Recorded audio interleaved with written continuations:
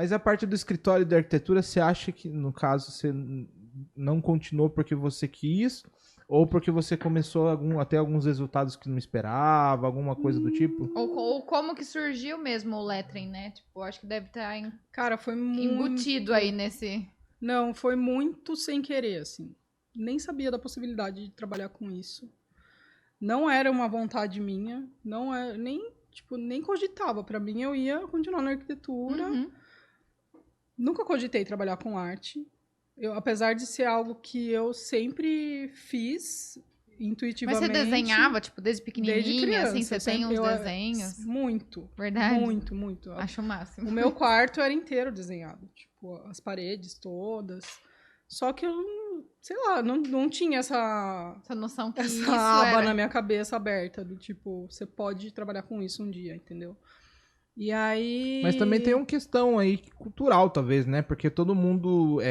questão artística, essa história é tipo, não vai dá ganhar dinheiro, exatamente. enfim. Artista não, então, talvez, não é uma possibilidade. Talvez seja até um limitador, né? Até talvez você foi Porque daí a gente direcionada já à nem pensa, né? arquitetura Exato. por conta disso, né? Com certeza. Para mim, o que eu estava fazendo já era o trabalhar com arte na minha cabeça. Uhum.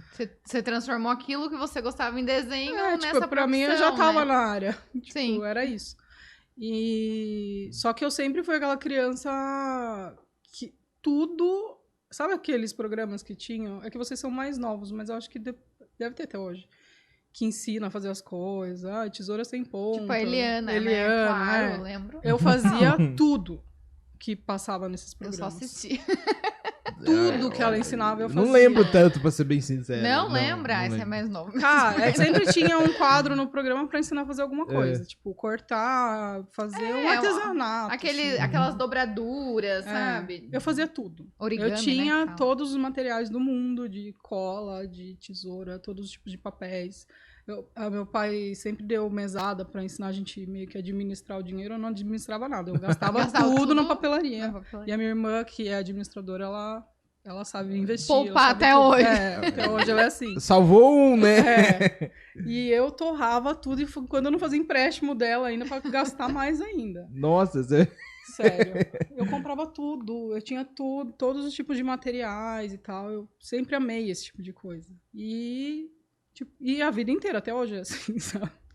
E então, tipo, eu não sei como que... Eu acho que por exatamente essa parte cultural de meus pais, sei lá, alguém não enxergar que era pra ter ido pra artes plásticas, talvez, sabe? Mas é porque a gente não tem essa referência na família, não tem Mas ninguém. também tem uma distância muito grande, talvez, né? Se você pegar artes plásticas, às vezes você não tá estampado em qualquer lugar a divulgação disso, né? Não, e não às vezes tem, as pessoas né? que começaram isso foi de uma forma muito...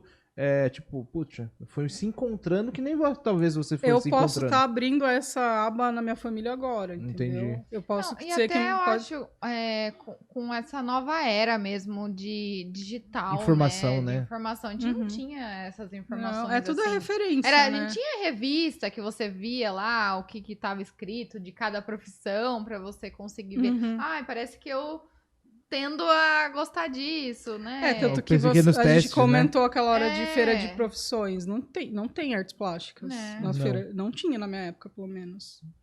Mas eu acho que esse lado artístico, no geral, ele é difícil de você mensurar também, né? Não é uma exata, né? No sentido... A arquitetura, apesar de não ser exatamente exata, né? Ela tá talvez mais em humanas, né?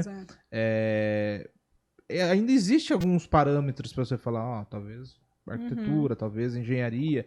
Agora, artes plásticas, eu acho que é uma coisa muito do gosto pessoal, né? Subjetivo, E também tem essa questão de você sair... não dá pra você simplesmente sair do ensino médio e falar, vou virar artista plástico, algo do tipo. Você tem ali uma influência da infância, você vem trazendo esse histórico, né? Você vai construindo todo um repertório, enfim. Mas, e aí, com a questão do escritório, como que isso entrou, essa possibilidade? Eu já estava meio, tipo... Querendo, na verdade, eu estava muito estressada, porque eu estava com bastante projeto em 2015, assim, trabalhava sozinha. E eu queria um hobby, mas não sabia o que, assim. Eu procurava hobby que era meio que na área de arte, assim. E aí eu comecei a pesquisar sobre caligrafia, nem era o lettering, porque eu nem sabia que existia lettering. E eu falei, vou estudar caligrafia e tal. E aí um amigo meu comentou sobre o lettering. Ele, você já ouviu falar sobre desenho de letra e não sei o quê, bababá. Nossa, nunca ouvi falar. Mas beleza, aí comecei a pesquisar livro, comprei um livro e tal. Aí não tinha curso na época? Eu vi um curso em São Paulo, que foi até esse que eu fiz. E aí comecei a postar. Eu já fazia, sem saber da existência disso, eu já fazia uns papeizinhos de agradecimento. Tipo, obrigada, 3.000 seguidores. Essas coisas assim do Facebook. E sempre desenhando letra. Sangue mesmo. Então, eu sempre desenhei letra. Tipo, no cursinho, fazia cursinho no ângulo. Eu personalizava a capa das apostilas do pessoal da sala. Na época da escola eu já fazia isso. Então, sempre esteve comigo isso. E aí, eu sempre fazia uns cartões, enfim. Cartão de aniversário para o aniversariante da sala. Tinha época de cartinha mesmo, né? Uhum. Dá pro amigo. Na faculdade, tipo, é aniversário do fulano. Faz aí um cartão. Eu fazia. Sempre era responsável por essas coisas. E aí eu comecei a postar esses meus estudos de caligrafia e que eu tava fazendo curso. E aí começaram a perguntar. Falei, gente, é hobby. Só tô fazendo pra mim mesmo. Mas e se eu quiser comprar? Falei, mas eu vou vender o quê, gente? Uhum. Mas eu vou casar. Eu quero que você faça uma lousa pro meu casamento. Nossa. Eu falei, putz, mas eu não sei nem como cobra isso. Nem sabia que dava pra vender, sabe? Eram umas coisas muito nebulosas, assim. E aí eu comecei a ver, depois que eu comecei a fazer os cursos, que isso era vendável, que, tipo, tinha pessoas que trabalhavam com isso, mas mais nos Estados Unidos, assim, no Brasil não era muito. 2015 era bem, assim, não sei se não tinha, agora eu vejo que até tinha, que eu virei amiga das pessoas que trabalham com isso. Uhum. Mas era muito pouquinho, assim. Não era falado muito, né? Não era tipo, ou eram letristas que já trabalhavam com isso porque os pais trabalhavam com isso, com pintura de letra, sabe? Tipo aquelas placas que pintores antigos fazem. Mas não, esse lance da caneta, posca, enfim, não tinha. E era caríssimo, era importado, nem tinha aqui no Brasil para vender. Então, era uma coisa muito, assim, era difícil de achar material, era difícil de achar conteúdo sobre isso. Quase tudo era importado. Era conteúdo em inglês no YouTube, então, tipo, não tinha curso direito, era tudo muito difícil. Assim. E eu postando e a galera querendo. Eu falei, nossa, mas que louco, né? Essa galera querendo. Daí eu fiz pra uma mina do casamento dela, assim. Foi o seu primeiro trabalho? Acho que foi. Dizer. Que eu me lembro foi esse. A primeira coisa que apareceu. Uhum. Era aquelas que entra daminha, página. Esse assim. Chegou a cobrar? O dela não. Falei, compra aí o material e eu faço. Uhum. Aí escrevi. Porque eu já tinha feito um curso de caligrafia. Aí ela postou. Ela tirou as fotos do casamento, postou. E esse negócio de noiva multiplica, né? Não, e tudo, né? E rede social, cara. E indicação. Até hoje meu trabalho é basicamente indicação.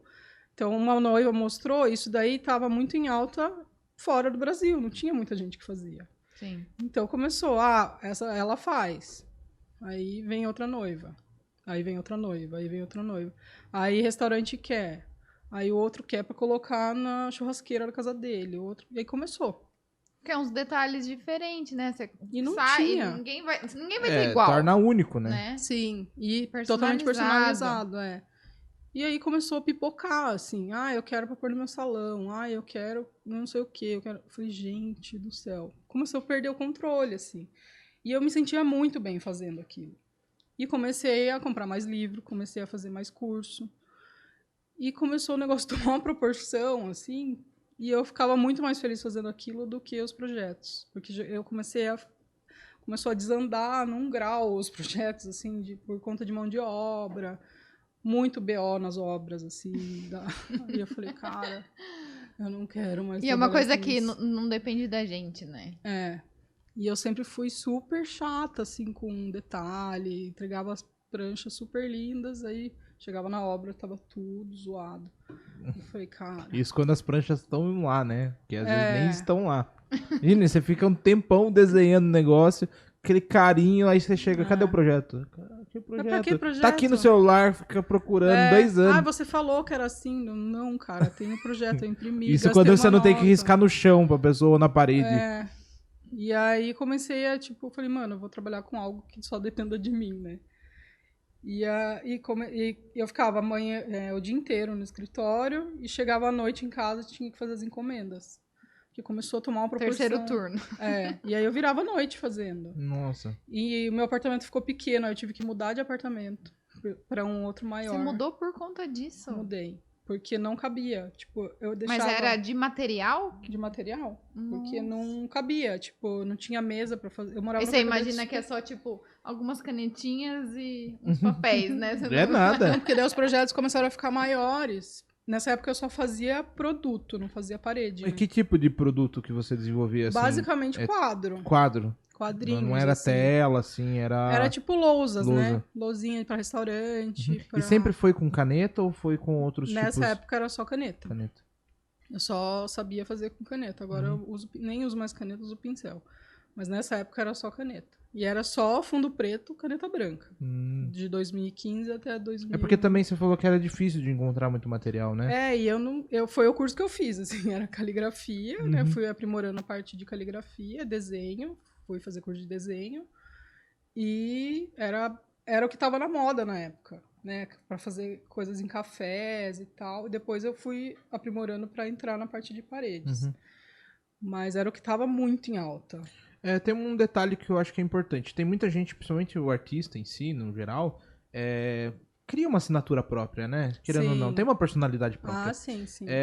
Tem algum momento que você percebeu que você tinha um jeito próprio, assim? Porque a gente faz um curso, a gente parte de um modelo, né? E depois a gente vai encontrando uma situação. No começo é bem o genericão, assim. Você faz o que você vê, né? Tipo, bateu o olho, olha, esse daqui é a Bruna Pasquarelli. No começo era bem genérico. Depois eu comecei a fazer uns quadrinhos que eram 15 por 15.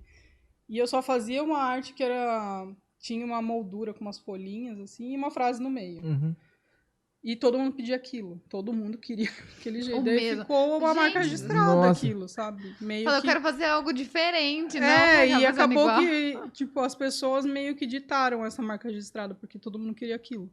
As folhinhas com a frase. Aí elas escolhiam a frase. E a letra era minha, então virou aquilo, sabe? Tanto que o meu primeiro logo era isso. Eram as folhinhas com o meu nome no meio.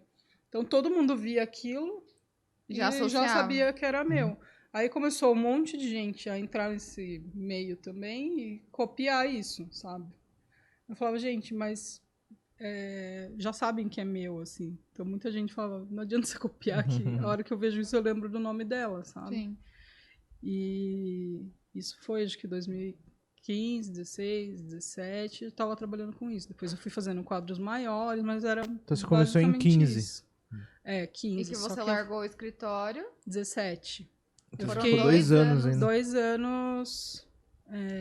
Transitando. Eu acho que 17 eu já tinha largado o escritório físico lá e estava trabalhando só em casa. Fazendo home office de arquitetura. Que ficaram, As obras que ficaram em andamento eu fazia de casa.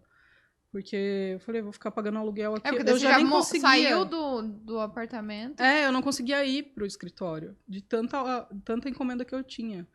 Então eu falei, eu tô pagando aluguel lá e nem tô pisando lá. Eu só ia nas obras e tal, e ficava em casa fazendo quadrinho, fazendo não sei o quê.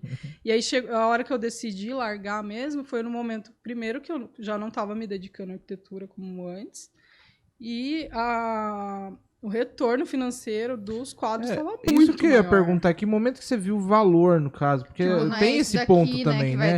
Porque às vezes também a gente começa a fazer e talvez a gente não perceba. Até na arquitetura é assim. Começa a perceber, será que eu consigo vender isso daqui em X valor? Porque você coloca lá no embaixo, porque você tá começando, às vezes, eu não tinha referência nenhuma de quanto cobrar. Tipo, será que dá pra viver disso, né?